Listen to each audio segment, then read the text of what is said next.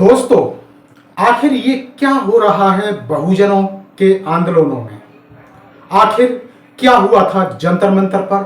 कौन है? क्या अब ऐसा समय आ गया है कि अब दलित शोषित अपनी आवाज भी नहीं उठा पाएंगे? यदि आवाज उठाएंगे तो उनके साथ गुंडागर्दी कराई जाएगी? क्या उनकी बहन बेटियों के साथ इस तरह से बदतमीजी की जाएगी जाति के नाम पर? क्या रोहित वेमुल्ला और पायल के साथ भी ऐसा ही हुआ होगा?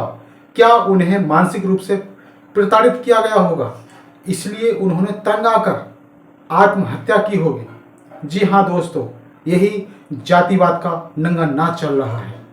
आज के इस वीडियो में हम परत दर परत पूरा राज खोलेंगे, लेकिन कहानी को जब ही समझ पाएंगे जब वीडियो के अंत तक बने रहेंगे, क्योंकि आज मैं उस सच से पर्दा उठाने जा रहा हूं जो शायद आपने नहीं सुना होगा और देखा होगा। आखिर दीदी निर्देश ने वो सच बता ही दिया जिसका हमें बेसब्री से इंतजार था, जो मनु मीडिया नहीं बताएगा। तो दोस्तों, क्या ये सही है कि कोई लड़की इस तरह से आंदोलन में आकर गुंडागर्दी करे और दूसरी लड़की के साथ धक्का मुक्की करे? तो आज के इस वीडियो में हम यही सब दिखाएंगे। नमस्कार, मैं सुबोध कुमार, आप देख रहे हैं खबर नेशनल टाइम्स। यदि आपने अब तक हमारे इस चैनल को सब्सक्राइब नहीं किया तो चैनल को जल्द से जल्द सब्सक्राइब कर दीजिए और इस वीडियो को आग की तरह फैला दीजिए। मैं बात कर रहा हूं उस वीडियो की जिसमें रुचि तिवारी एक लड़की अंजलि को उसकी कोई नस दबाकर उसे धक्का देती है और वो जमीन पर गिर जाती है, जो यूजीसी के समर्थन में आंदोलन कर रही थी। रुचि तिवारी उस लड़की के साथ धक्का मुक्की करती है और उसे जमीन पर गिरा देती है और मनु मीडिया इसे गलत तरीके से दिखाता है, बताता है कि लड़के पकड़ रही हैं। आखिर इस कहानी का पूरा मामला क्या है, पहले आप ये दीदी निर्देश का वीडियो देखिए। पहले आप ये वीडियो देखिए, इसमें रुचि तिवारी है और वो विक्टिम कार्ड खेल रही है। उसकी जो खबर है, जो वीडियो क्लिप है, आधी अधूरी मीडिया लगातार दिखा करके लोगों में ये फैलाने की कोशिश कर रही है कि अंबेडकर राइट आंदोलन या यूजीसी के समर्थन में जो आंदोलन हो रहे हैं वो कितने बुरे हैं या कितने भ्रमित करने का मीडिया प्रयास कर रही है। ये वीडियो आप देखिए।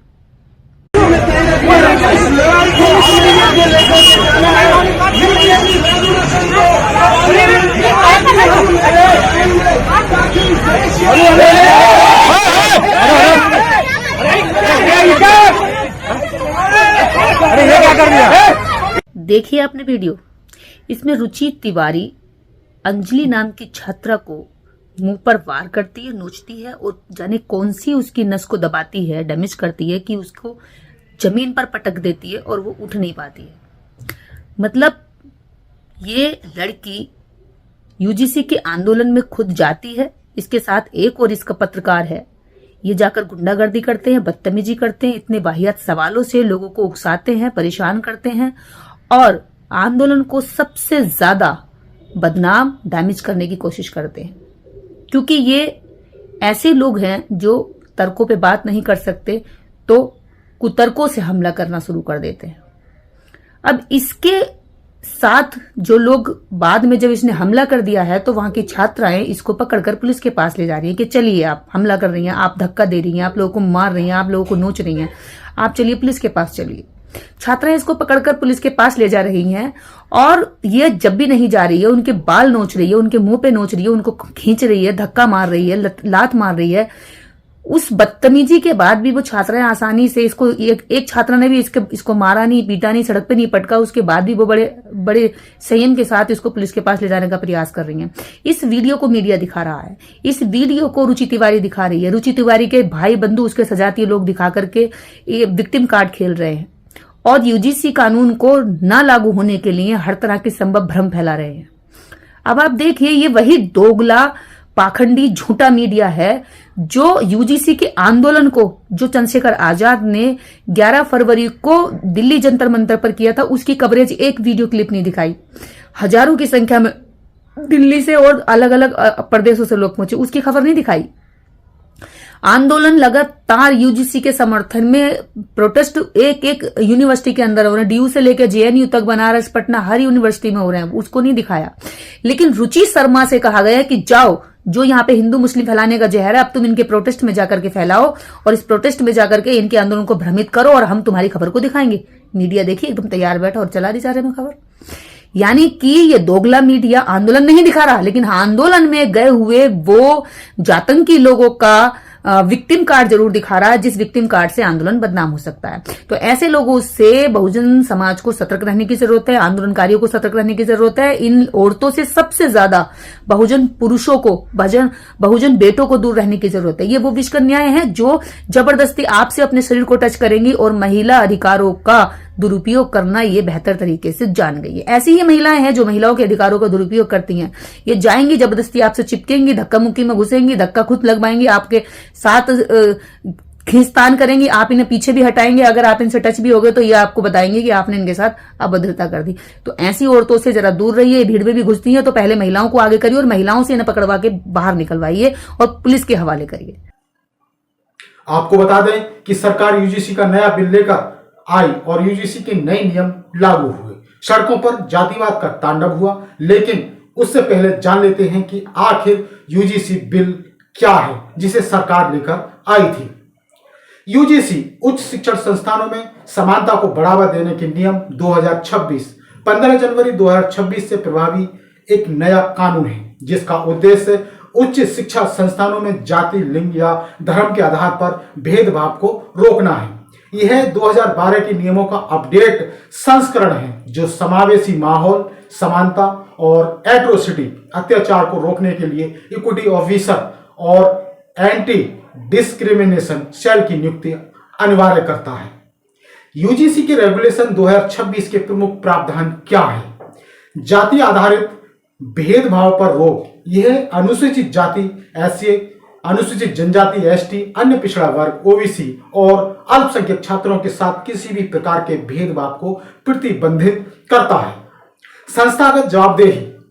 हर संस्थान में इक्वलिटी ऑफिसर की नियुक्ति और भेदभाव की शिकायतों की सुनवाई के लिए एक सेल का गठन करना अनिवार्य बनाया गया है, क्योंकि उस सेल का अनिवार्य होना अति आवश्यक है। कठोर दंड। नियमों का पालन न करने या भेदभाव की शिकायतों को अनदेखा करने पर संस्थान की फंडिंग रोकी जा सकती है या अनुदान ग्रांट वापस लिया जा सकता है। व्यापक परिभाषा। 2012 के नियमों की तुलना में भेदभाव की परिभाषा को अधिक विस्तृत और कड़ा किया गया है। शिकायत निवारण। संस्थान को अपनी वेबसाइट पर शिकायत पोर्टल बनाना होगा और हर साल रिपोर्ट यूजीसी को सौंपनी होगी। यह 2026 का नया कानून एनईपी 2020 के अनुरूप है, जो शिक्षा में समानता और समावेश सुनिश्चित करना चाहता है। कुल मिलाकर यह नियम सभी में समानता को स्थापित करता है, शोषित समाज और महिलाओं को भी संस्थानों में समान रूप से पढ़ने लिखने के अवसर प्रदान करता है। दलित और शोषितों पर अत्याचार को रोकता है। जब यह लागू हुआ तो सवर्ण जाति के लोगों और छात्रों ने इसका खुलकर विरोध किया, सड़क पर विरोध प्रदर्शन किया। लेकिन क्यों किया यह समझ में नहीं आता। सड़क पर आंदोलन किया था इसके खिलाफ। उनका कहना था कि उनके बच्चों का भविष्य बर्बाद हो जाएगा। आखिर क्यों होगा भविष्य बर्बाद? और इसी को लेकर सुप्रीम कोर्ट ने दूसरे दिन इस पर स्टे लगा दिया। अब आप ही बताइए, जब उनके अंदर जातिवादी मानसिकता नहीं है तो बच्चों का भविष्य कैसे बर्बाद होगा? कैसे हो जाएगा उनके बच्चों का भविष्य बर्बाद? क्या रोहित वेमुल्ला का मामला झूठा था जिसने जाति प्रताड़ना को लेकर आत्महत्या कर ली थी?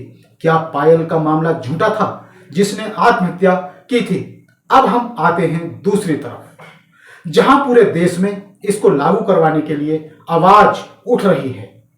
लगातार दलित पिछड़े इसको लागू करवाने के लिए पूरे देश से मांग उठा रहे हैं और लगातार आंदोलन कर रहे हैं, लेकिन मनुवादी मीडिया इसे नहीं दिखा रहा। बात यूपी की हो या एमपी की, पूरे देश से इसकी मांग उठ रही है। अब इसे लागू करवाने की मांग लगातार बढ़ती जा रही है। अब हम लौटते हैं अपने वीडियो की तरफ, जो जंतर मंतर पर कुछ छात्र यूजीसी के समर्थन में आंदोलन कर रहे थे, अपनी मांग उठा रहे थे। ये तभी उन सबके बीच एक लड़की आती है और धक्का मुक्की करती है, उन पर हमला बोलती है। कुछ लड़कियां उसको मना करती हैं, लेकिन वो नहीं मानती। फिर उस रुचि तिवारी को पुलिस के हवाले करने की कोशिश की जाती है, लेकिन नहीं जाती और वो रुचि तिवारी आंदोलन कर रही उस अंजलि लड़की पर हमला बोल देती है, उसके बाल खींचती है, मुंह नोचती है और उसे नीचे गिरा देती है। जाने उसकी कौन सी नस दबाती है कि लड़की नीचे गिर जाती है, लेकिन मनु मीडिया ने यह नहीं दिखाया और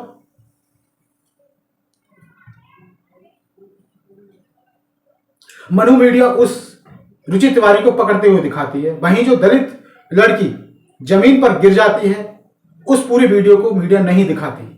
क्या यही जातिवाद है? मनु मीडिया दलित बहुजनों के आंदोलन को बदनाम करने की कोशिश कर रहा है। क्या सवर्ण लोग और छात्र जातिवादी मानसिकता के तहत दलित और बहुजनों के आंदोलन को बाधित करने की कोशिश कर रहे हैं? सवाल सीधा है, जब ये सब हो रहा था तब पुलिस क्या कर रही थी? क्या पुलिस का काम आंदोलनकारियों को सुरक्षा देना नहीं है? क्या सवर्णों को इस तरह से बहुजनों के आंदोलनों में आकर गुंडागर्दी करने का अधिकार है? ये अधिकार उनके पास कहां से आया? किसने दिया? आखिर वो इस आंदोलन का विरोध क्यों कर रहे हैं? क्या ये सही है या फिर गलत है? अपनी राय हमें कमेंट में जरूर दीजिए। वीडियो पसंद आए तो इसे लाइक कीजिए और इसी तरह की खबरों के लिए चैनल को जरूर सब्सक्राइब कीजिए।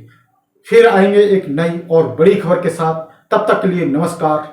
जय भीम, जय भारत, जय संविधान।